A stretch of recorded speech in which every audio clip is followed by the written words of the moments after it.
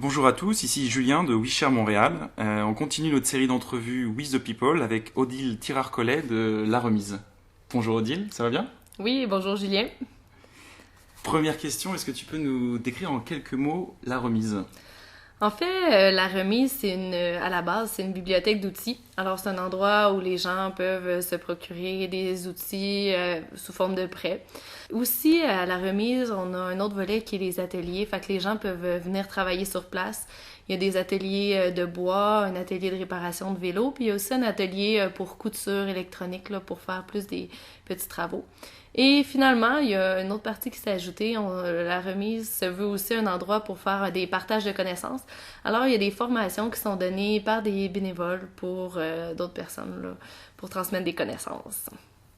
Et du coup, est-ce que tu peux nous décrire comment le projet a démarré et puis où est-ce qu'il en est maintenant?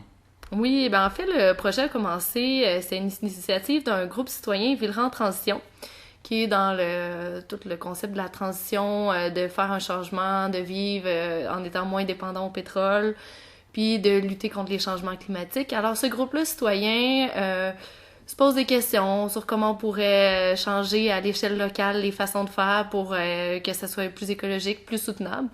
Et là, ben, il y a un petit groupe qui est parti avec cette idée-là de faire la bibliothèque d'outils, qu'un endroit, parce que le but, ben, c'est que les gens aient moins besoin de consommer, d'acheter des choses et puissent plus échanger, fabriquer eux-mêmes et aussi réparer qu'est-ce qu'ils ont déjà.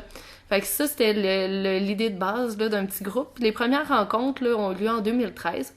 Après, ben, tranquillement, ça s'est structuré et la bibliothèque a ouvert là, en juin 2015 là, et fini les ateliers en septembre. Fait que ça, c'est l'accomplissement le plus concret là, des débuts de la remise.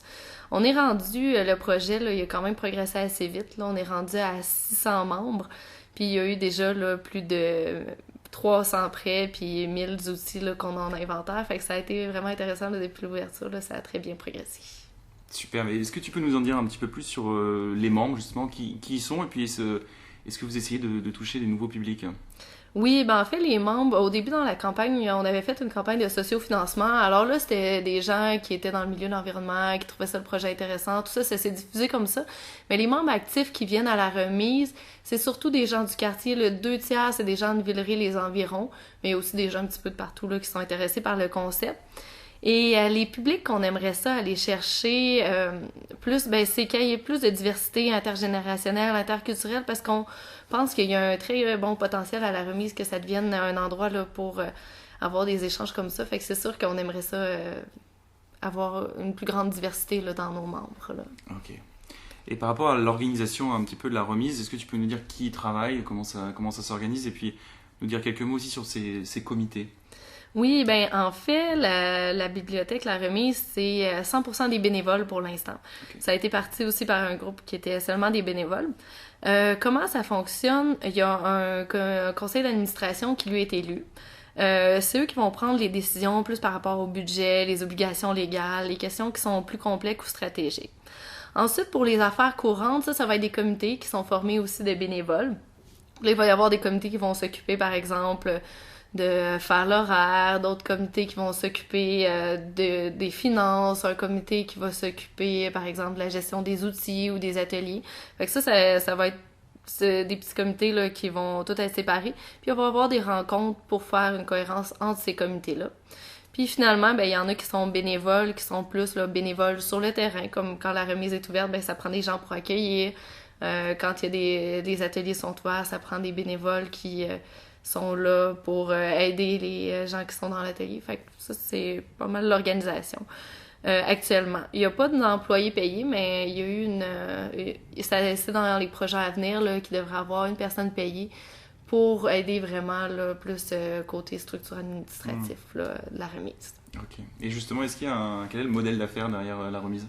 Ben, le modèle d'affaires, c'est parti comme étant c'est une coopérative de solidarité.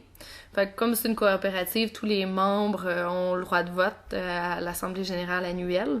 C'est aussi à but non lucratif, fait que le but, c'est pas de faire de l'argent. Alors, il n'y aura pas tout ce concept-là là, de ristourne.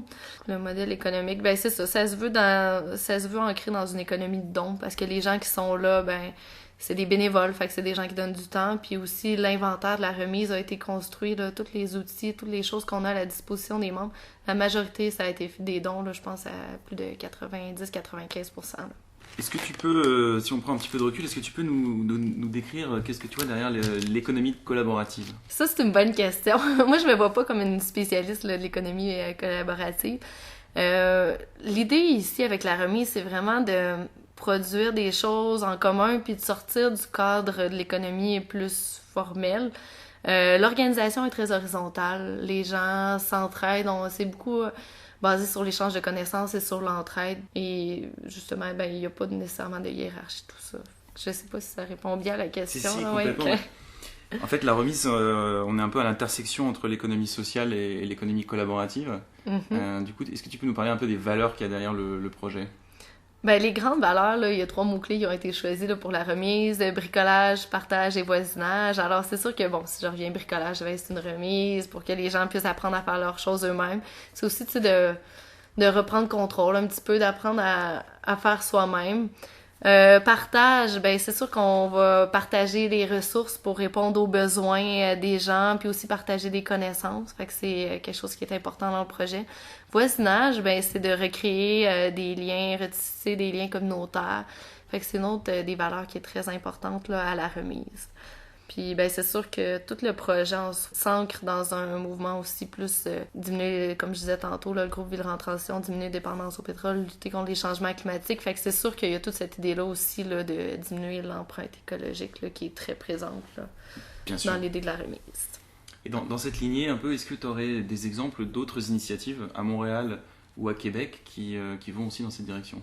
Oui, c'est sûr qu'il y en a beaucoup, beaucoup. Là. Je pourrais pas toutes les nommer, mais si on regarde à Villeray, puis là, je dis Villeray, peut-être qu'il y en a aussi ailleurs.